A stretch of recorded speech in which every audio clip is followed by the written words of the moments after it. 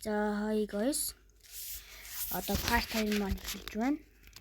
Энийг бас TikTok дээрээс хүмүүс бас тавьсан байгаа. Та нар юу дагаад би тэр нөгөө нэг сэтгэл сэтгэгдэл гэдэг юм дээр би биччихээ заяа. За тэгээд тэн дээрээ тавьчих. За тэнгүүтээ одоо болохоор аним үзэгчд part 2-ыг эхлэе.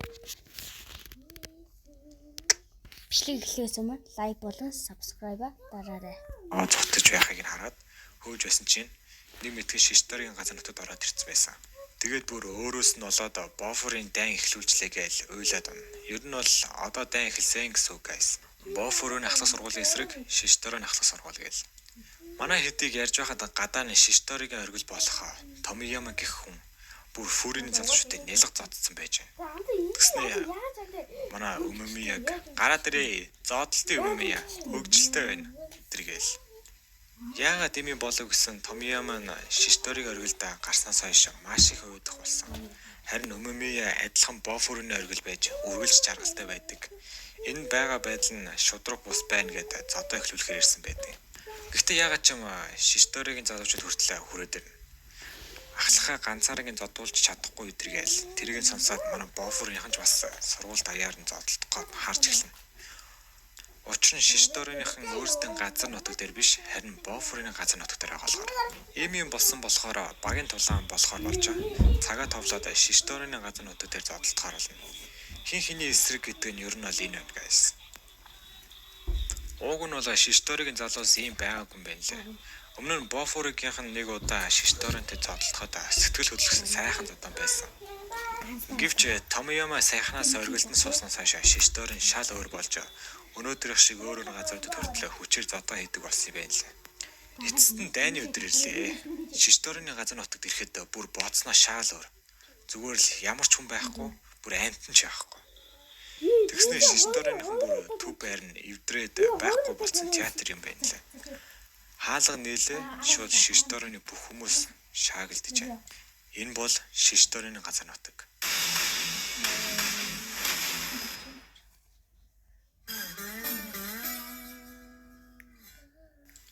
За ингэж зодон эхлэх хамгийн ихэнд зодтолдох хүмүүс бол Сүгшидагийн эсрэг шар үст. Гэтэ энэ зодон бол ганц л зохиолтод дуусна. Яг ингэж кабум тэр хилээ эцтэй гээс. Маш амархан ялалт. Бүр шишторын ахлагч нь айлынхаа үнийг ялсан гэдэг баярлаад байдаг. Жохо юмтай гар юм шиг амаас. Харин дараагийн зодтолт хүмүүс бол Леонардын эсрэг шалчих гэсэн байна юм уу одоо энэ удаа. За энэ тулаан бол шал өөр.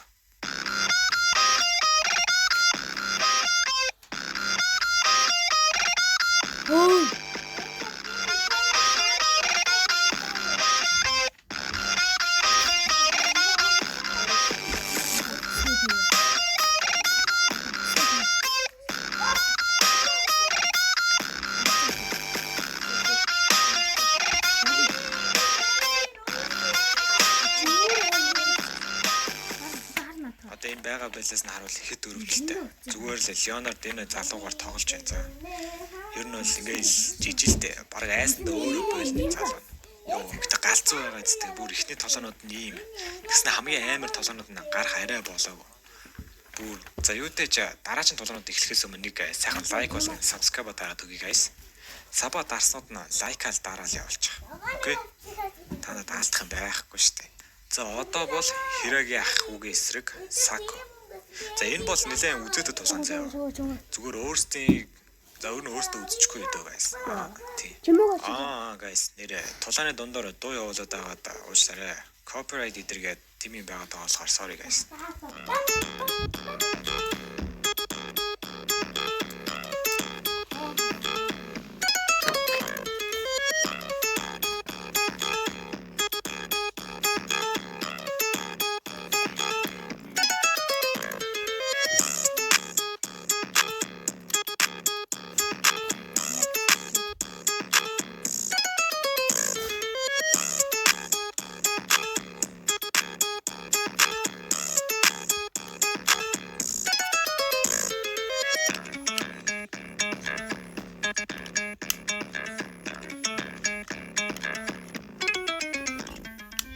ер нь бол бараг л Сако ялж байгаа. Гэтэ эн чин зодоо манайхаа. Ялцраагүй байгаа цагт дуусах болоогүй. Хираги-сан бол хүчиндээ найддаг төрлийн хүн болохоор дуусаагүй гэсэн үг. За нэг өнгөрсөн зүйлийн тухай ярьж өгье л да. Хираги болон Сако хоёр яаж ийм тэнцэг үзээд байгаа вэ гэхээр тэд бага ангидаа танилцж байсан болохоор нэгнийгээ маш сайн мэднэ.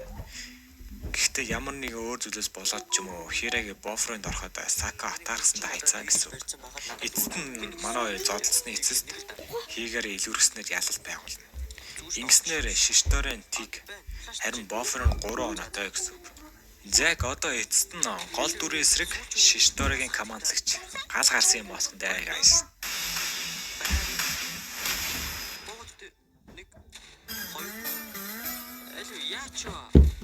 За тулаанда буцаад ороход Сакура бол арай ч үү гэж тогтооно. Тогомыг юу болоод байгаа юм бэ гэхээр Тогомо тулааны урлагтай байж таарна. Тийм болохоор Сакураг илүүрхэж чадаад байсан юм байна лээ. Гэтэ хэд хэдэн онцгой хэлснээр Сакурагийн уурыг хүргээд амжина. Эндээс л Сакура сэргэлт авч эхэлнэ гэсэн үг. За Тогомигийн өнгөрснийг ярьцгаая бөөнөр.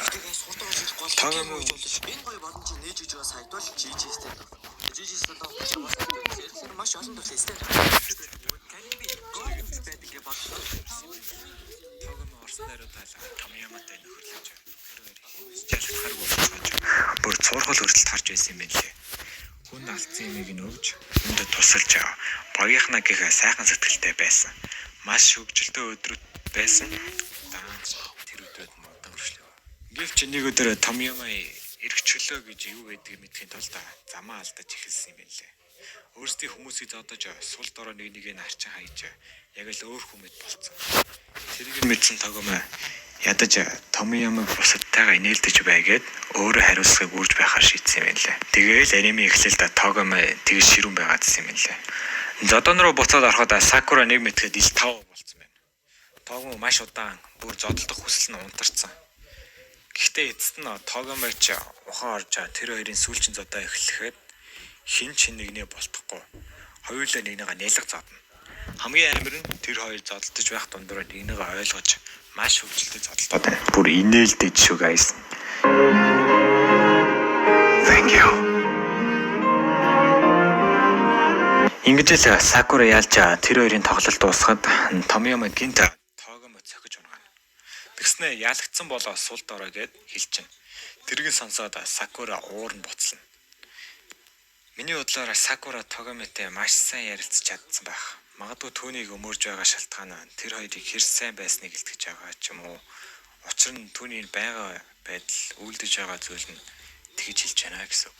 За ингэж сүүлийн шат ирлээ guys. Бофурын их сургуулийн ахмадын эсрэг Шишторын ахмад хоёр. Энэ тулан бол айгүй галзуу болохоор зөвөр үзүүлчихье гэж бодлоо. Гэтэ дуу тайх болохоор ойлгоорой guys.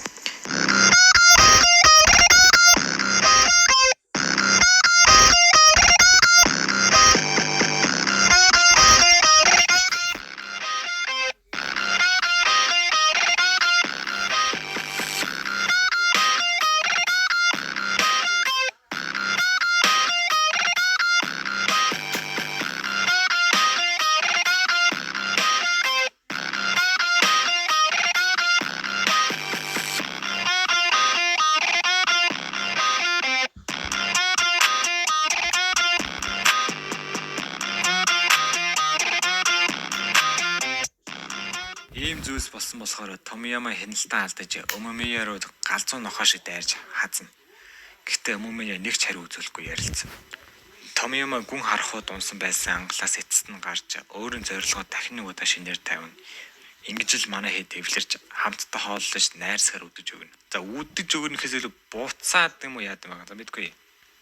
Харин манай хэд ч хотдоо буцаж ярина. Котохоо гिचийн кофег уунгаа ярилцахад Сакура ч бодож байсан зүйлс нь төсөөлж ирсэн зүйлс нь бүгд шал өөр. Дэндүү жаргалтай сайхан байгаад болохоор баг зэрэг эргэлзэн. Гэтэ зүгээр л тээ. Эцэст нь маргаашнаас өдөр хоногоо ТV үргэлжлэх байх гэсэн ангидаа ирсэн биш. Шууд л асуултуудаар болгогдно. Тэр дундаас булчин шөрмөөс болсон залуу гарч ирсэн. Сакурагаас гоо зүгийн асуугаад байна. Тэгээ яагаад ч юм булчин болсон залууг дагаад нэг газар ороод ирнэ.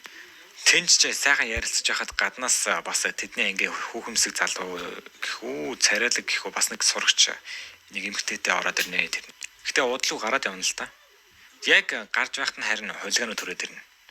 Яасан бэ гэхээр энэ залуу чинь хүүхэмсэг биш ч байж магадгүй юм.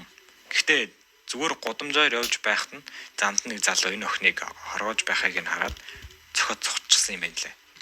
Тэгээл нэг иймэрхүү зүйл болсон гэх юм уу та. Гэхдээ одоо бол зодон. За ер нь зодон бол юуж биш л те. Манай эдийн хулгайнуудаар л зүгээр тоглоно. Нэг л луга шидэл нөгөөх нь буцаж ойлгож зохио нэг тиймэрхүү маягийн болно. Тулаан дуусаж манай хэдж шинэ найзуудтай болж утасны дугуйруудаа солиход Сакура дээр улаагаад бас нэг хөөрхөн эсвүүдтэй дажгүй. Эцэст нь өмнө хэлж байсанчлан ангийн дарах сонгох өдөр. Товчоор хэлбэл ангийн оргил гэх юм уу та. Бидний мэддэг шиг биш. Харин энэ ангийнх нь оргилыг нь сонгоно гэсэн үг. Сакура харин өөрөө ч мэдээгүй байхад нь өөрийг нь ангийн дарга болгочихно. Ангийн даргын эхний ажил бол муур барих. Мэдээж муур барих гэж боо юм болноо. Ядж яхад нөгөөх нь амар авирдаг муурч байх шиг. Гэтэ азар барина л та. Өө тийм. Энэ хардаж байгаа хулгайна дарга нь биш. Харин энэ намуухан залуу ангийнхан дарга юм байна лээ. Азар тэд өөрсдийн тухай ярилцаж юу тууснаа ярьж хамтдаа юм идэнгээ найзууд болно. Одоо бол Сакура ангийн дарга болсон.